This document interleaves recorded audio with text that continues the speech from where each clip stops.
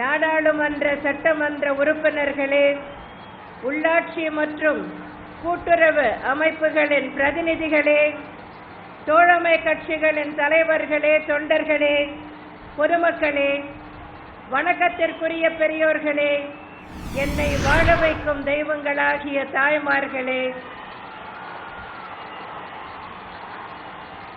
இதயதெய்வம் புரட்சி தலைவர் எம்ஜிஆரின் ரத்தத்தின் ரத்தமான என் உயிரினும் மேலான எனது அருமை உடன்பிறப்புகளே,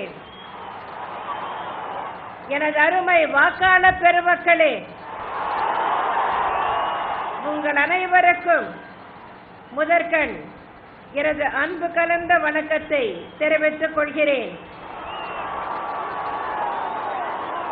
இந்த தேர்தல் பிரச்சார கூட்டத்தின் வாயிலாக கடலூர், பெரம்பலூர் மற்றும் அரியலூர் மாவட்டங்களில் உள்ள 13 கடலூர், பெரம்பலூர் மற்றும் அரியலூர் மாவட்டங்களில் உள்ள 13 சட்டமன்ற தொகுதிகளுக்கான அனைத்திந்திய அண்ணா திராவிட முன்னேற்ற கழக வேட்பாளர்களை அறிமுகப்படுத்தி உங்களிடம் வாக்கு சேகரிக்க வந்துள்ளேன்.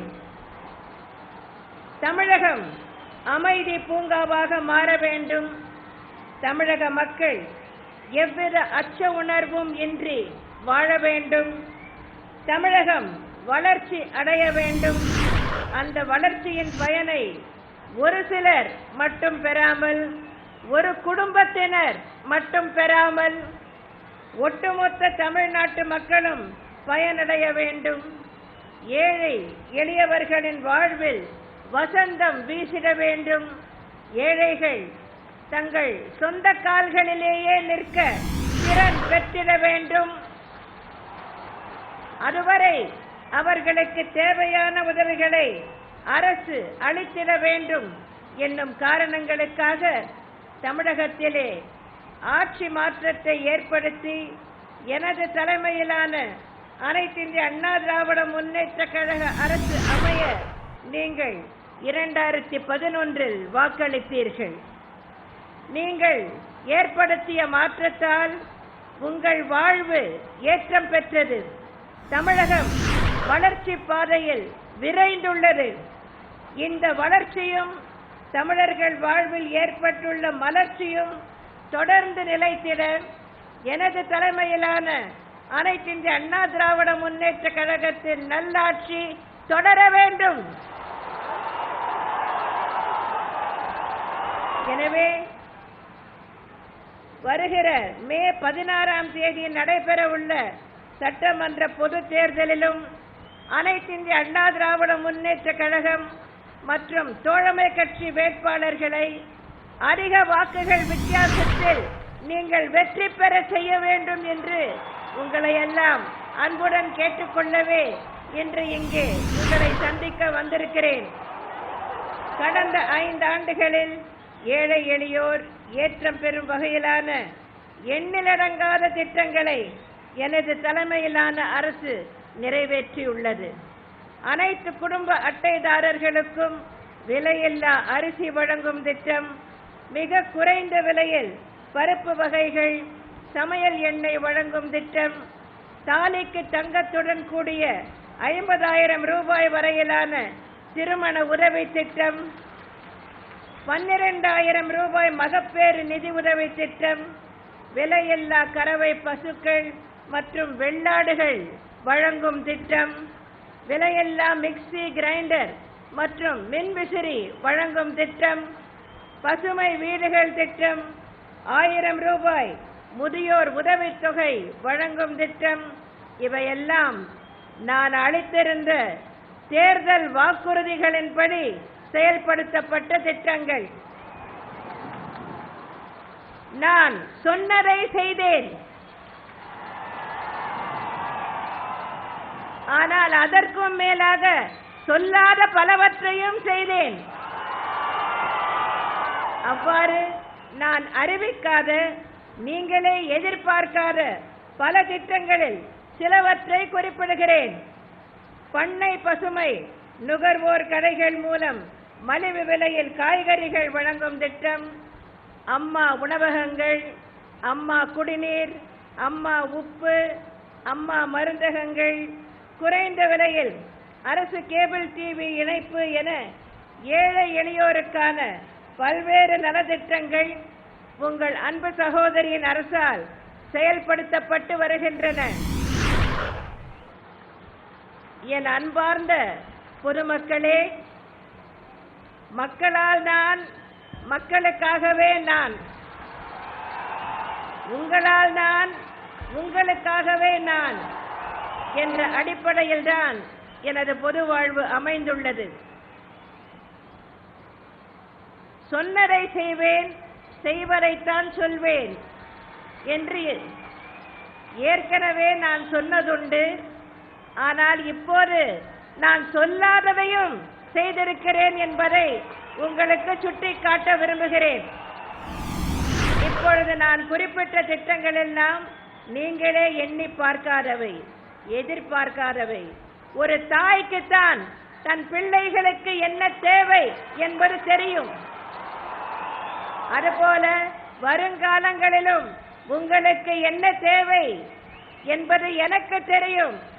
உங்கள் நன்மைக்காக, உங்கள் மேன்மைக்காக, உங்கள் வளர்ச்சிக்காக, உங்கள் மகிழ்ச்சிக்காக என்னென்ன செய்ய வேண்டும் என்று இந்த தாய்க்கு தெரியும்.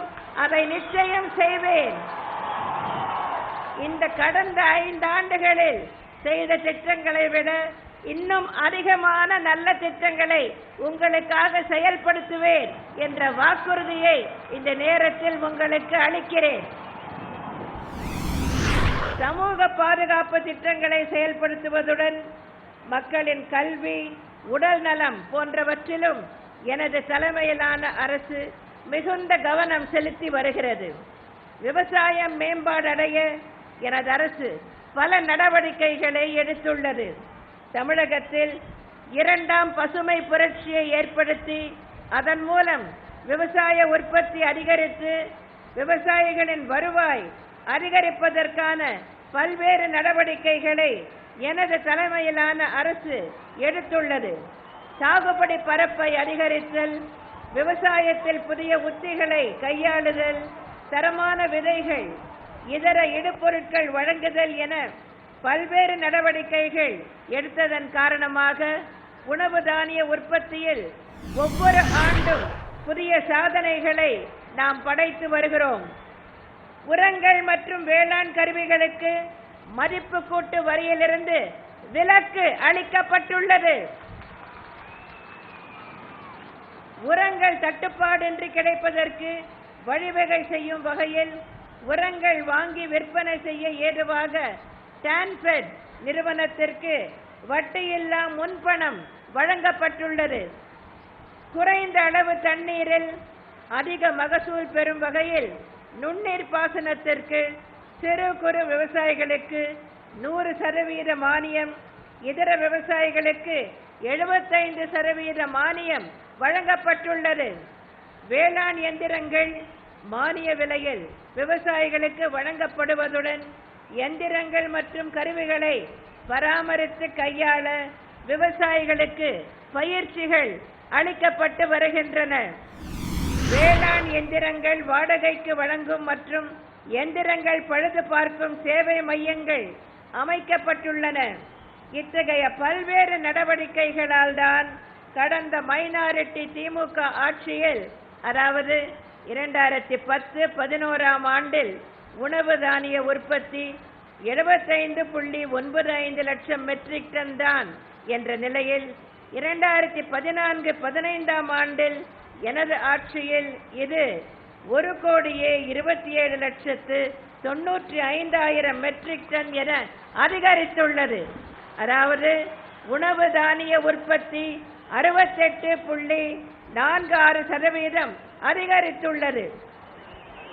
அறுவடை காலங்களில் வேளாண் விளைபொருட்களை வேளாண்மை கூட்டுறவு சங்கங்களின் கிடங்குகளில் சேமித்து வைத்து தானிய ஈட்டுக்கடன் பெற்று விலையேற்றத்தின் போது விளைபொருட்களை நல்ல விலைக்கு விற்க முடியும்.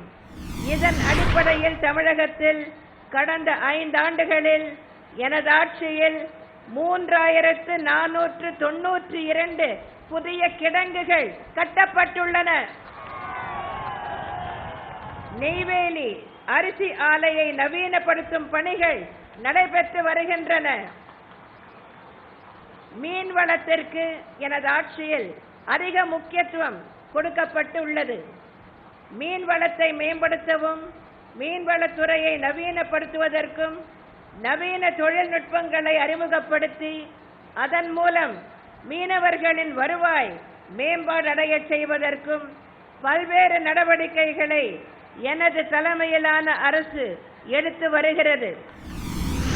அவற்றில் ஒரு சிலவற்றை இங்கே குறிப்பிட விரும்புகிறேன். மீன்வள பல்கலைக்கழகம் ஒன்றை எனது அரசு நிறுவியுள்ளது. மீனவர்க்கான நிதி உதவிகள் பலவற்றை செய்துள்ளோம். பேட்டோடை, அண்ணன் கோவில், சாமியார்பேட்டை, எம்ஜிஆர் திட்டு, முடுசலோடை ஆகிய இடங்களில் மீன்பிடி இறங்குதளங்கள் கட்டி முடிக்கப்பட்டுள்ளன. வெள்ளாற்று முகத்வாரத்தை சரி செய்துள்ளோம். பரங்கிப்பேட்டை மாதிரி மீன் பண்ணையை கட்டி முடித்துள்ளோம். லால்பேட்டையில் மீன் நாற்றங்கால் குளங்கள் அமைத்துள்ளோம். இன்னும் ஏராளமான பணிகளை மீனவளத்துறையில் செய்து முடித்துள்ளோம். நேரத்தின் அருமை கருதி இவற்றை மட்டும் இங்கே குறிப்பிட்டிருக்கிறேன். அடுத்து அண்ணாமலை பல்கலைக்கழகத்தை பற்றி குறிப்பிட விரும்புகிறேன். ஏழை எளிய மக்களுக்கு தரமான கல்வி வழங்கும் வகையில் அண்ணாமலை பல்கலைக்கழகம் உருவாக்கப்பட்டது. ஆனால் அண்மை காலங்களில் ஏற்பட்ட நிதி மற்றும் நிர்வாக முறைகேடுகளால் அப்பல்கலைக்கழகத்தில் பல போராட்டங்கள் நடத்தப்பட்டு 2012ஆம் ஆண்டு நவம்பர் மாதம் பல்கலைக்கழகம் மூடப்பட்டது. அண்ணாமலை பல்கலைக்கழகம் தோற்றுவிக்கப்பட்ட நோக்கங்களை எய்திடவும் நிர்வாகம் முறையாக செயல்படவும் நிர்வாகம் மற்றும் நிதி நெருக்கடிகளிலிருந்து மீண்டு இழந்த பொலிவை மீண்டும் பெற்றிடவும் எனது தலைமையிலான தமிழக அரசு அப்பல்கலைக்கழகத்தை எடுத்துக்கொண்டது.